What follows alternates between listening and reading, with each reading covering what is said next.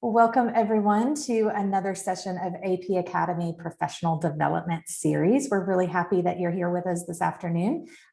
We have several presenters today with us to talk about our different cultural centers that we have on campus, which we're really excited to hear more about. So I'm just going to let y'all take it away. Jasmin, just since you are appearing on my screen first, you're the lucky first. So if you want to go ahead and introduce yourself and tell us a little bit about the area that you oversee. Hi, everybody. My name is Jasmin Linares, and I oversee the Military Student Center, now housed inside the Military Family Resource Center. It's a brand new center. We moved at the end of last semester, so we're still kind of in the decorating, finishing touches, last minute pictures, but we are open for business. We have been open for business since the semester started. And inside the new Military Family Resource Center, we house career services. We house the military affiliated student success professional, Veterans Upper Bound, Vet Success on Campus, and obviously us, the Military Student Center.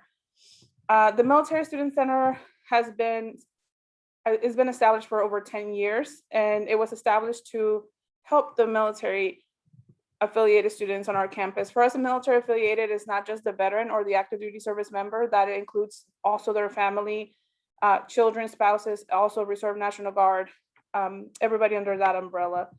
And in our center, we provide a computer lab, a lounge, a conference room, a coffee bar and dining area. We provide our most famous program is the Text for Vets program. In that program, we loan textbooks free of charge to students. We receive monetary donations and textbook donations from students, so we're able to loan them to other students free of charge. In the past, our applications were anywhere between 500 to 600. Obviously, with COVID, things kind of slowed down, but we're looking forward to pumping that up and advertising it through, GovRow coming up here in the summertime, and through any other events like AP Day and that kind of stuff, because that's really what helps us word of mouth to get people to know about our Text for Vets program. But if you have any students or you know anybody that it's needing help with their textbooks, send them our way. And even if we don't have the books, we've been able to purchase certain books for certain students because we, like I said, we do receive monetary donations, so we're able to purchase additional books sometimes. Our center is, even though it's military, the name has military on it, we are open for all students. We do obviously program and cater towards the military affiliated students on our campus, but we are open to all students. So all our events, we welcome all students, staff, and faculty. This Saturday, we have an event coming up. We have what we're calling it Aggression. So it's an art therapy event that we're collaborating with ArtLink and SGA. So the students can come, do a little bit of art therapy by decorating the eggs, but then they get to throw them against the wall to kind of get any aggression that they might have because of midterms, because of, family life, whatever, it may be. But yes, our center used to be located in the UC. So we're really happy to have a bigger space to provide, more amenities and more services in one location to all our students. And in case you didn't know, our campus, I think we're at 25 to 26% of total student population for military affiliated students. So those who self-identify as military affiliated, we obviously have some who don't for whatever reason. So obviously we're not counting them, but as you can imagine, the proximity to Fort Campbell and a lot of people getting out and retiring here. We have people who didn't even retire from Fort Campbell, but they see that they look for Clarksville and they wanted to move here. They found it to be a great city to live in, work at, and raise their children. So, they're coming to our campus and we're here to serve them. Wonderful. Thank you, Jasmin. Let's go to the next person on my screen, which is Ashley. Thank you. Hi, everyone. My name is Ashley Kautz. I oversee our Adult, Non-Traditional, and Transfer Student Center. We call it the ANT Center for short because it is so long. We are located in the first floor of the University Center, as I call the basement. we're in the process of hopefully getting a larger space, but just like the other student centers, we're a place where students can come and move in freely as they would like to utilize the space. So we have lounging space, computer lab with printers, kitchenette so they can bring their lunch, maybe save some money, heat it up. And so we're a place where students can come and hopefully either seek help from myself or our student staff members, or potentially just make friends and connect with other students on campus, because studies show that that peer-to-peer interaction really is crucial for retention and just satisfaction while they're here at school. So I kind of mentioned adult, non-traditional, and transfer. If you're not familiar, adult is just any student basically 25 or older by the time they graduate. So some of our students don't start out as adult learners, but by the time they graduate, they become adult learners. For adult learners, that's almost 30% of our enrollment. Transfer students, a little different. We, in the spring, about 23% of total enrollment were students that transferred to Austin Peay. About half of those were adult learners, but half of them were traditionally aged students. And then non-traditional students is kind of a little bit more difficult to track, but traditionally, non-traditional students are students who basically have some other primary role beyond being a student and maybe working full-time. So those are our students who are parents or responsible for dependents. At Austin Peay, we have a lot of students who are financially responsible for siblings or their parents. There are students who work full-time, veterans, students who just took a break between high school and college, so they're not moving seamlessly from high school straight into their higher education path, whether that be community college or at Austin Peay. So they may have taken a break to work. They're just not having that traditional, I come to Austin Peay straight as an 18-year-old with living on campus, my parents paying for most of the things, which you can probably imagine is a lot of our students, but definitely more difficult to track. Since we have such a diverse population, we do a little bit of everything, but I always describe what we do in the center as kind of twofold with the idea to help with retention. So we're either creating engagement opportunities, whether that be with programming, similar to what Jasmin said, or engaging with students. So we're really just trying to get them to do more than just go to class and then go home, just because a lot of times that means when they reach those barriers, they don't have a support system or someone to go to, like myself or a student or a friend, to kind of redirect them to different resources on campus or in the community. So they feel like that's a big part of what we do, is trying to get them engaged, get them connected. But another part is the advocacy piece that I know all of us do as well. So that means just taking advantage of any opportunity like this to get in front of anyone and talk about the population that we work with and how sometimes they need a different tailored approach or just face different barriers that other students may not face, like paying for school since they're now no longer working to support their family, those additional costs that they may have, or just the different needs when it comes to technology, or transitioning from a new school because their prior institution may have been a really small private religious campus, and now they're having to adjust to a lot different experience. While Austin Peay isn't UT Knoxville or some huge campus, it's a lot more intimidating when you're coming from a community college or a campus that may be just one or two buildings. So a lot of what I do is just helping those students transition as best as I can, but then also trying to get to as many tables as possible to talk about how we can create a better experience for our adult, non-traditional, and transfer students. I think that's pretty much it. But great, thank you, Ashley. So now we'll just move on down the line and let's talk with Yana with the Hispanic Cultural Center. Hi, good afternoon, everyone. My name is Yana Barnes, and I oversee the Hispanic Cultural Center. Just like the AMS, we're located in the basement on the first floor. Yes, the MUC has a first floor. So if you go down the stairs or you take the elevator, we're actually across from each other in room 115. We're open every day from 8 a.m. until 4:30 p.m. in the weekdays. I don't know why I say every day. I'm not here in the weekends, but we're here Monday to Friday from 8 a.m. to 4:30 p.m. And like the other centers, we offer a lot of amenities that are meant for students to utilize as they need them, and between classes, after classes, before, it doesn't matter. It's not a club. I think it's important that I say that. A lot of times people think as the Hispanic Cultural Center as a club, but we're not a club. We are a student center. And with that comes the amenities, like we were talking about, the coffee bar, the lounging area, the living room area. We actually have 2 quiet study spaces. So like if a student needs to take a Zoom class, a test, or has a job interview, or has an important phone call, we have those here available for anyone. They don't have to check them out or anything. They're on a first come, first serve basis. So aside from the amenities that we have, like the other centers, we have our our graphic calculators and our laptop computers that they're able to use where they're here at the center. We have printer and we have desktop computers as well. And then in regards to our programming is based basically on 2 different factors. First is to aid in the retention of Latino students. And in that regard, we aid in the retention of all students, because like Ashley was saying, our goal is to connect students to the resources that we have on campus. Like for example, in the past, we have brought here the writing center, we have brought tutors here, we have brought people here to help with FAFSA, to give one-on-one sessions. We have brought people here to talk about engagement opportunities on campus.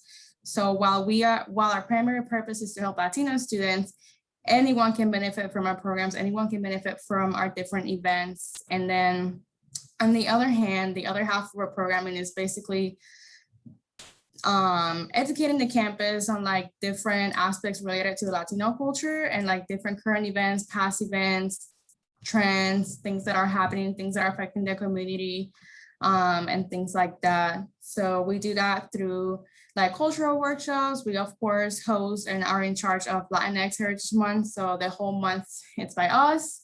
And we exhort everyone to come out and learn. You don't have to be Latino to be a part of these events. We usually want everyone to come out and be aware of this thing, especially since we're all serving Latino students, we're all serving the students. So it's always good to be at these events, learn from them, learn about their perspectives and their experiences as a student here at Austin P.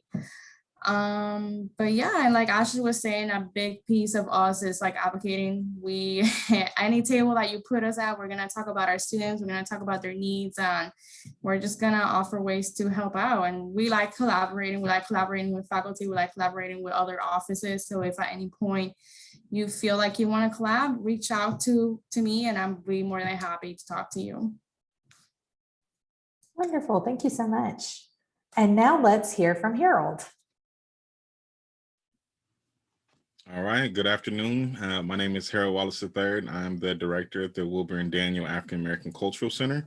The Cultural Center has been here since 1991 and is named after the first African American male graduate from Austin Peay State University. And so we do also honor our first female graduate, African American female graduate, with an award ceremony that we do for our African-American women students on campus that are doing awesome things.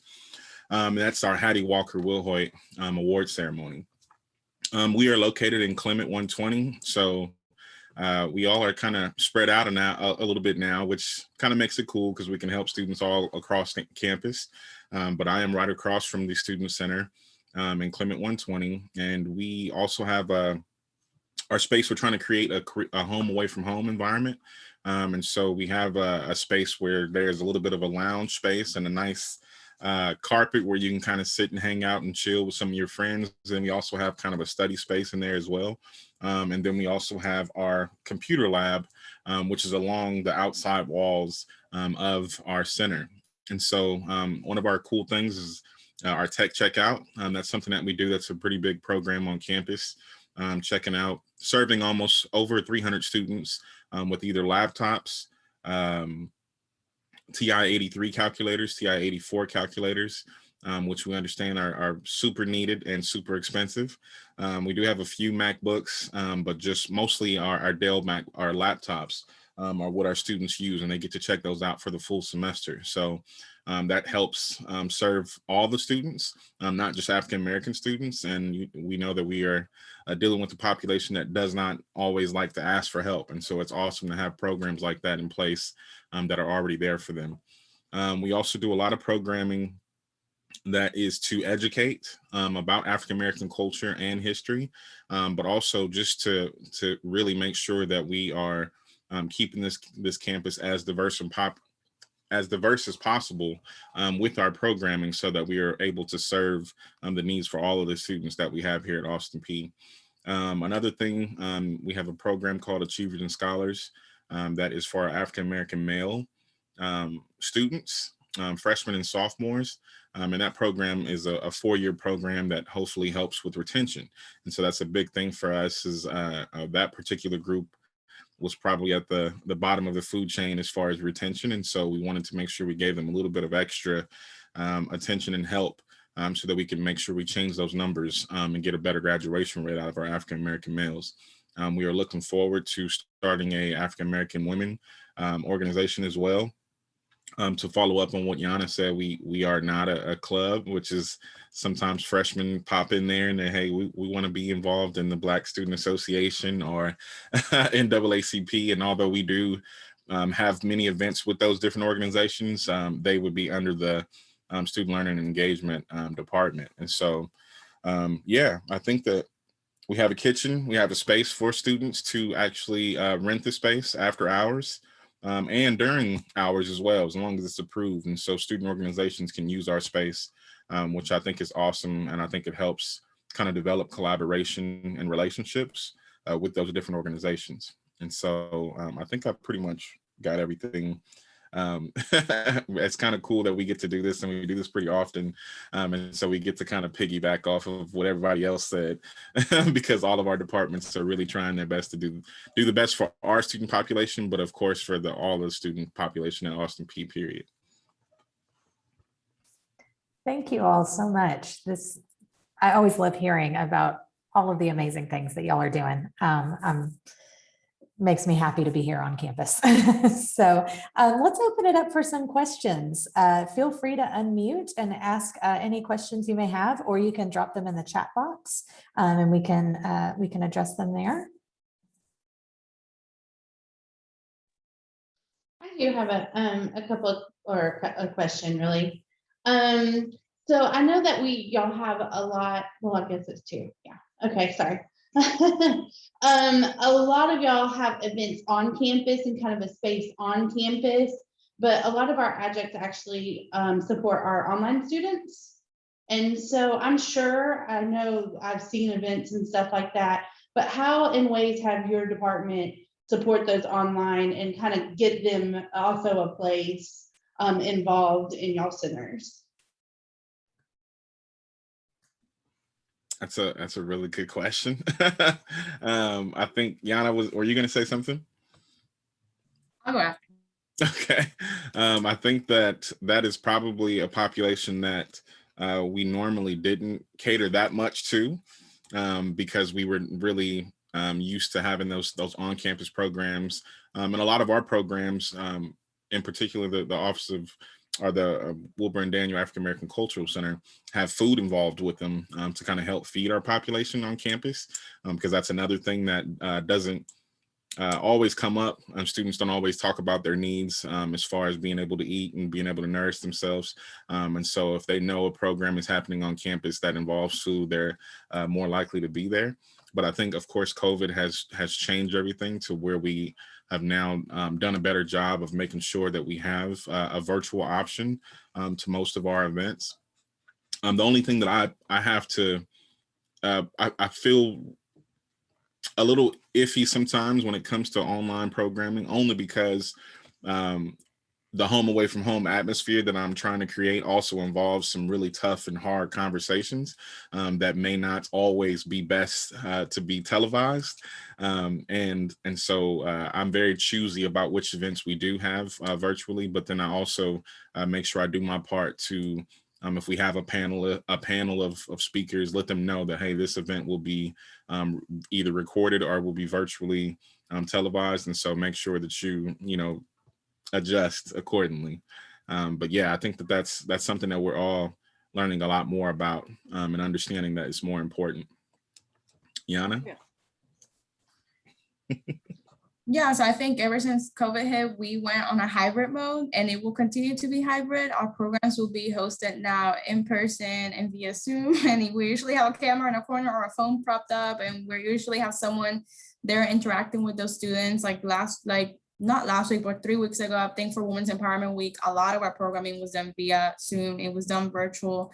We allow for students to submit questions so that they could participate in the panel, even if they weren't in the panel. And we also recorded the sessions as well. So that will just be the trend moving forward. And I think as a coordinator, a lot of my job is to like advise students who are connected on a one-on-one basis, like they come in here with different problems and things like that. And I still do that. Like we still use our private rooms through Zoom so that make sure that we're keeping those connections and we're trying to reach out. So that's something that it's always good to let students know. Sometimes they feel like because they're online, they cannot reach out to us, but we're here and we're here via Zoom in person. So one of the things that I did because of COVID, I partnered with Operation Hope in the Community, and they do a lot of financial literacy. They do credit and money budget and that kind of stuff. And so I normally will put out the dates that they have because she does them all online. And then if a person after attending wants more one-on-one, she sets up one-on-one appointments.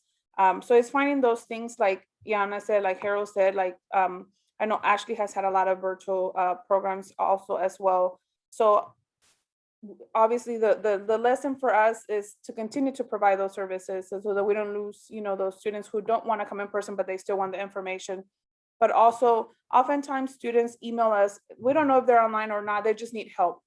And they never come to our centers and they're emailing us asking for whatever assistance, and we guide them and send them the right, resources and all this stuff. So oftentimes we're not necessarily working with the student based on, are you undergraduate, graduate, are you online or not online? It's like whoever asked for help.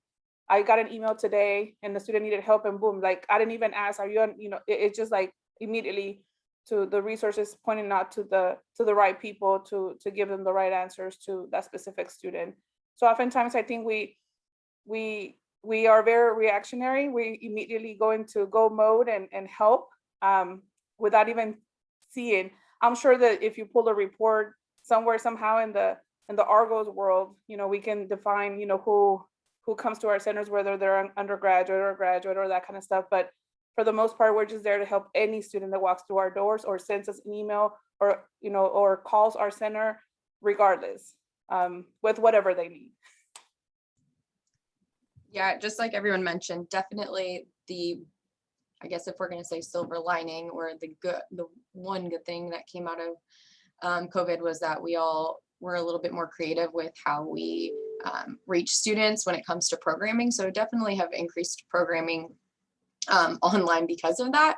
And it's also allowed me to find ways to do things I was already doing in a more impactful way. So before COVID, I always tried to do like technology tutorials with especially adult learners that have been out of school, or just even transfer students that are coming from a campus that didn't use, almost said Blackboard, didn't use D2L. They used maybe Blackboard or another platform. But I didn't have a good turnout. But now being more creative and seeing how we can use Zoom and other platforms, I've started doing tech check-ins via Zoom. And in that first week and a half that we in the spring moved online, I probably did 15 or so with students, just showing them how to use D2L, which was kind of concerned since people used D2L before that, but I guess they didn't. And then just showing the biggest thing, the difference between D2L email and Austin Peay campus email. That's the biggest struggle for a lot of students, especially adult learners. So a lot of what I do online seems to be more centered around being comfortable with online or different platforms that we use. And then something that we did before COVID, but definitely had more success, was we have a program called Adult Cafe. It's in person. It's basically lunch, an opportunity for adult learners to have lunch with other adult learners. It's led by a senior adult learner.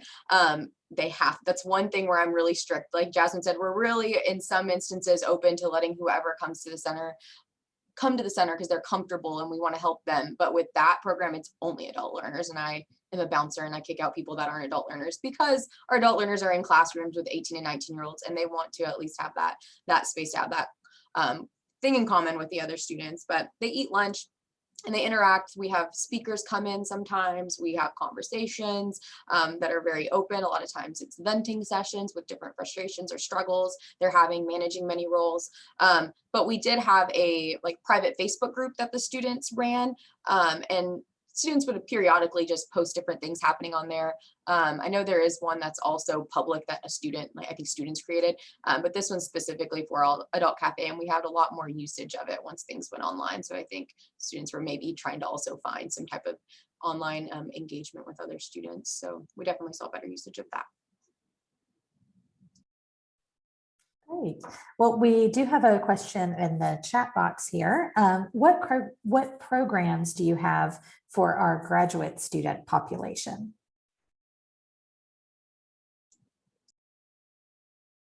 I'll go, maybe. Oh, Jasmine, you want to go?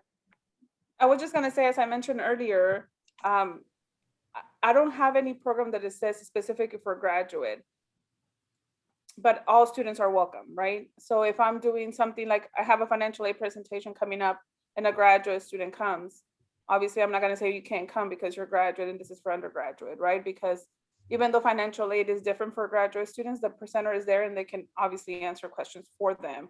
If I'm doing a presentation about mental health awareness, you know, and I'm collaborating with Cohen Clinic, I'm not gonna say undergraduate or graduate. So my programs are, as I mentioned before, open to all students regardless of online, not online, you know, graduate or undergraduate, specifically, you know, and I have students who are graduate students pursuing either social work or psychology masters, and they do, you know, come to the center and visit. Yeah, just like Jasmine said, and I think, I'm not going to speak for everyone, but I think Jasmine and I have had this conversation for sure. We also don't differentiate Fort Campbell 1, Fort Campbell 2, or any of those. We don't go and pull a one stop or some type of report to say, oh, you're at Fort Campbell, you're not paying that student fee that funds our space. We usually stay, for the most part, we're not, you know, open. But for graduate students, one thing, we have extended hours, and it seems like a lot of times our graduate students utilize the center in that time. So we're open Monday through Thursday until 6 p.m. So a lot of times we have graduate students that stop by before they're heading, especially before COVID. BC, we had a lot of people that would stop by, grab coffee or hang out because they were getting done with class, because a lot of them seemed to be that we had used the space were teachers or educators, and they were coming for a program or a class in the evening. So they utilize the space for that. And then we also have a lot of family inclusive programs, which can include a lot of our graduate students that return that may have children or significant others. Our programs are very, very open to students' family members, whether that be someone that they consider family or that they may legally be defined as family. We also don't ask for any proof of a relationship between someone, because who's your family is who's your family. But that oftentimes includes our graduate students. So they're able to come to different events on campus. And especially for individuals with children, that can be really impactful because the children don't exactly understand what it means when their parent is going to school. I've had a child say to me, "Why do you give my dad so much homework?" And I'm like, "It's not me, that's their faculty member." But they kind of can put it together. Okay, this is where insert mom, dad, grandpa, whoever goes to school. So it's kind of cool to see that connection for them. And then of course, we hope that that'll encourage them to one day pursue education and advance their education. Yeah, as far as actual graduate students, we all are praying to have a grad assistantship position in our centers again. Of course, budget dictates that, and so we're hoping that we are able to have that position, at least one position for each center. But then we also have our African-American graduate recognition ceremony for our new graduates, and so that's something that kind of helps celebrate African-American culture, but then also just African-American completion of graduation. And we do it a little bit differently than our traditional graduate ceremony. And so, and that's usually a day before actual graduation. So we love family to come and just be a part of that experience. And so that's something that we really do. I think that I am starting to push more towards having our graduate student population do more panels and more speaking engagements to kind of help pour back into our younger population, because I think that we can all sit around a table and talk about what these students need, but when you're talking to a student that just got done, they can tell you what hurdles that you might have to jump over, especially towards the end of your graduation process. So yeah, that's what we really have. I think that we, for the most part, try our best to not discriminate versus undergrad versus graduate, but all of our things that we do are for everyone and all of the students that we are here to help.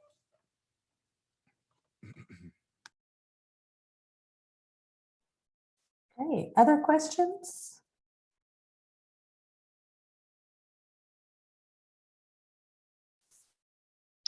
All right, I'll go for my second one. If an adjunct or instructor wants to utilize an event that you're hosting for maybe extra credit or anything, do you guys work with the instructors about the attendance on these events and getting them that information kind of to support both areas, right? Yes, we actually love to have those collaborations because a lot of times, it helps both ways. I mean, it helps your students to get to know us. It helps us to get to know your students, our areas. We're able to share information and kind of like help you outside of the classroom with that experiences that maybe are not able to be provided inside of the classroom. And we love to collaborate, like I said before. So if there's something in particular that you're looking for that you think fits well within my area, please reach out. I'll make sure to work with you. And a lot of also what we do is that we do visits. So like we either go to classes or classes come to us. And we love when the faculty bring the classes to us because sometimes it's intimidating for students to pass by space and they see a group of students hanging out and then they don't know how to approach us. They don't know how to make that first step. So we love when faculty bring their class over to a center. It's better than just talking to them about it. It's good when they're shown the space. Yeah, I'm even really big on creating annual programs based off of syllabus or syllabi. So like, if you have something that for a fact that you're going to touch on and talk about each time you teach a certain class, and it's something that we can kind of work together on, then I would love to be able to put a program on either each semester or once a year that for a fact we have this collaboration. You can be a part of the event or speak at the event and then have your students come and attend. And so we're really big on collaboration and we love to do it all year round. And so, yeah, that's the ideal situation. It's been a long time since I've taken a role for extra credit. I don't know if that happens anymore. It hasn't in my year and a half, but I guess I only really had a half of semester before COVID kind of hit since I've been here. But yeah, I enjoy working with faculty and staff, and particularly our academic affairs period when it comes to programming, especially if there's an educational component that we can add to it just to make it make sense for your students to come. So even coming during your class time for an event, that's something that we could do as well. And if I can plug in really quick, most of us are currently working on looking for internships for marketing. And I know some of you guys here are actually in the College of Business and maybe potentially in the marketing area. So we're looking for students who are gonna get credit for this internship with us. And we're looking for somebody that can help us with our social media. So if you have any student, and I know that the semester's ending, so a lot of them already probably been placed, but summertime, fall time, obviously spring, if you have a student who may be looking for a credit opportunity, we have listed our job description in the Jobs for Govs. And we are, I know right now that the Military Student Center and the Hispanic Culture Center is posted. I know Ashley and Harold probably are working on theirs for that opportunity. Because we want to provide that space for the students. We do a lot of social media, a lot of it, but that could be, obviously a great opportunity for an intern to get credit, and an opportunity for us to get a little bit of help with that aspect. Because as you see, there's only one person for the most part in our centers, and we do multiple jobs. And so if a student can take on the internship part of social media and marketing, that will be a lot of help for us. Yeah, and just to echo, I mean, we really do. I know a lot of times there's this common misconception that we just kind of throw these fun, frilly events and there's not an educational component. We do pizza parties, and it's definitely not what we do. And we love to validate that and just spread the word through doing partnerships and collaborations, particularly with academic units and departments. We all have a pretty, well, I should knock on wood, it's the COVID, but we have a pretty healthy programming budget. So that's also something that can be helpful if you all have ideas. But we also are creative. I've worked with someone in a faculty member in public, is it public relations? Technically, I'm trying to think of, it's the event planning class, and they've actually, the students have ran a formal event that I host annually, and they actually do all the decorations, the planning, the logistics, the seating arrangement, the greeting of the guests. So that's just an ability for them to actually get hands-on experience in what they're learning in the classroom. So we all are very creative and like to also provide those opportunities for experience. I also, shameless plug, I don't have an intern position, although I should because I hate social media, but I am hiring for a transfer student leader, and I don't know exactly what college everyone's from, but I would love someone from the College of Business. So if you know any transfer students that would like to help other transfer students transition, I have a paid position, and it's on Jobs for Gov. So tell anyone and everyone.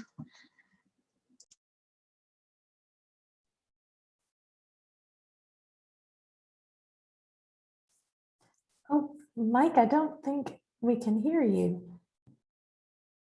I can see you talking, but I can't hear you.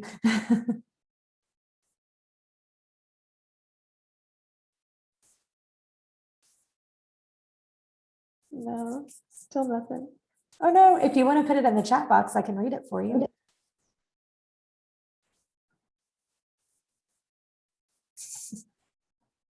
Technology is great when it works.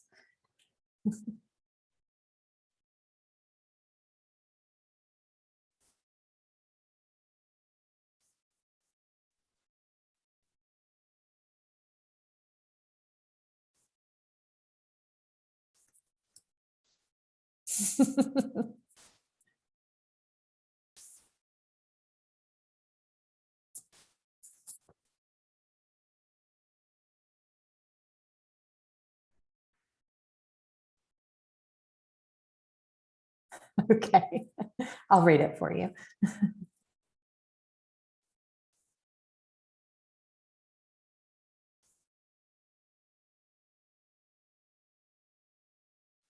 Oh, I think we lost him real quick. Does anybody else have a question while we're waiting for Mike to get back on?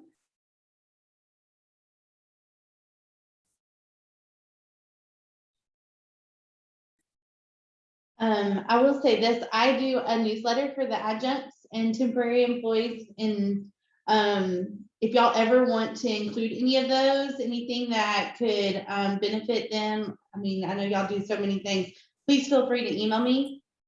I would love for that information to include. Also your events, I can have an area with your events so that they can let their students know also. Great.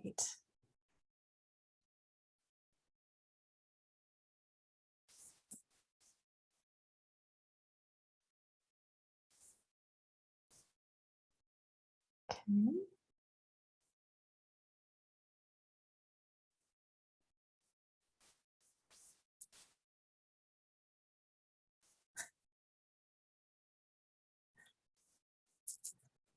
All right.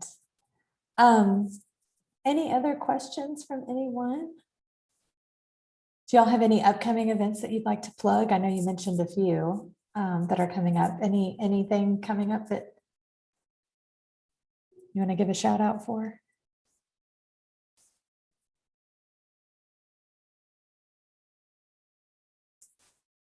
All right. I can mention really quick, all of us have the graduation ceremonies, as Harold mentioned earlier. Pretty soon our emails are going to start going out to, to those students who can potentially, candidates, graduates, they could potentially apply for these things. But just so in case your students are asking you questions, all of us do have a ceremony all of us do have specific dates and times, and we have our own ways of doing things and what we give to the student, graduating student. So just know that we continued to do those things, whether it's come pick it up because of COVID, or there's actually a ceremony happening, limited, space, obviously, not as like we cannot have as many people as we had in the past, but just know that each one of our centers does have something. So if you have a student who may be asking about, I'm Hispanic, and is there something the university does for us? Just make sure you route them to, the center, so that we can, take it from there. But yeah, we all do, and we will all have something happening this semester. Trying to pick things back up and provide those things for our students and celebrate their graduation. I'll have Adult Cafe is a program that runs throughout the semester, so we still have some of those meetings, and we're also hosting a discussion on parenting in a pandemic. So that's going to be a just open conversation in the center that we'll be having, I think, April 19th during lunchtime. So it'll be like a lunch conversation. And I also will potentially be reaching out about a departmental fair for transfer students to have the opportunity to attend if they want to attend an in-person orientation. That is still in the process, though. That's kind of that advocacy piece that I'm working on. So hopefully we'll have an on-ground transfer orientation this summer, and you'll be expecting an email from me or your departments maybe. Wonderful. Okay, and so Mike has shared, oh, you're in the College of Business, great. Been an adjunct in the College of Business for about 6 years, where he instructs management 4100 and 5030, both focused on IT, and he mentors full and part-time instructors. He's an active duty major in the Army as an information systems engineer, and he would love to help. So y'all need to write down his information. So you can find the LinkedIn profile link here in the chat box for you cultural center directors, and his email address is there too. So this is great. Maybe we've got some collaboration opportunities going on today. Awesome. Yeah, I think that's kind of the theme that I've gotten from everything that y'all have been saying, is this collaborative environment that we have, where we all are here to help each other and help our students have a better experience while they're here at Austin Peay. So are there any other questions or any closing comments that y'all would like to make? No, other than just to reiterate that we'd love to collaborate, and we've got your email, so we're going to hold you to that. I'm sure one of us will email you soon. But definitely, if you ever not only see an opportunity to collaborate, but an opportunity where we can be doing better, maybe you've noticed concerns or trends with any of our populations, or just a student that you think maybe we can reach out to and help. I'm going to speak for all of us, but I can guarantee that all of us would want to hear, just because we always like to do all we can to better reach the students. So don't hesitate to reach out to us. And Dr. Spearman, I will send you the link to my internship as well via email. I have changed the due date to the end of the semester. So once that's approved by Career Services, I will send that to you.